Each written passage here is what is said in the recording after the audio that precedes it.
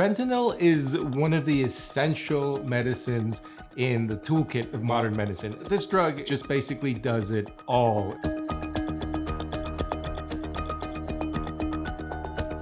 It can be used before surgery as part of a cocktail of drugs to be a very effective anesthetic. It can be used for cancer patients as a pain management substance, and it can be delivered in all sorts of ways.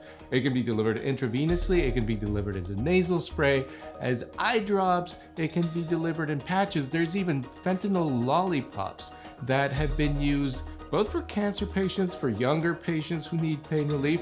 All these properties that make fentanyl so useful in medicines make it the perfect drug to smuggle and to sell on the street. Well, first of all, remember how it could be delivered in so many ways as a medicine. That means it can be packaged in all sorts of ways to get smuggled. It can be cut into tabs, made to look like opiates that are sold in pharmacies. It can be cut in with other drugs, increasing their potency and therefore their street value. Fentanyl, it's basically the wonder drug for doctors, but it's also the wonder drug for cartels. There's another element of fentanyl that makes it so easy to smuggle. It doesn't require the cartels to run an agricultural operation. For heroin, cartels need to grow poppy. For cocaine, cartels need to grow coca leaves. For marijuana, well, they need to grow the pot.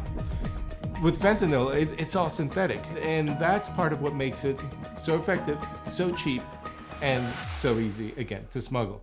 So how does fentanyl get to the United States? Most of the precursors, the basic chemicals made to make fentanyl, are made either in China or India. They're exported either directly to the United States, to Canada sometimes, or to Mexico most commonly. Sometimes they're just FedEx there.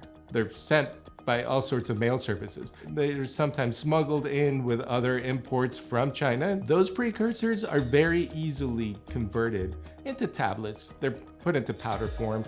They're put into any kind of object that can be easily smuggled across the border, or they're directly mixed into other kinds of drugs like cocaine, like heroin, like methamphetamine, like MDMA. All sorts of drugs can be mixed with fentanyl to increase their potency and their street value.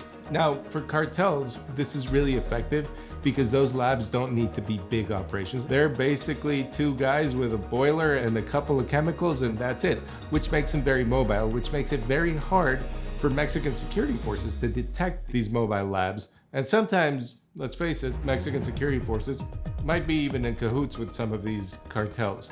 Now, who's crossing the fentanyl into the United States? It's getting into the US the same way the precursors get into Mexico. Sometimes it's just mailed in, sometimes it's sent in trucks of avocados, sometimes it's sent in cars of American tourists going back to the United States. There are just so many avenues. And since it's light, it's easy to form into any shape. It's so easy to conceal. Fentanyl is not only a public health crisis, fentanyl has also become an essential part of the public discourse. A lot of Republicans are blaming lack of immigration controls at the border for an excess of fentanyl coming in through the border.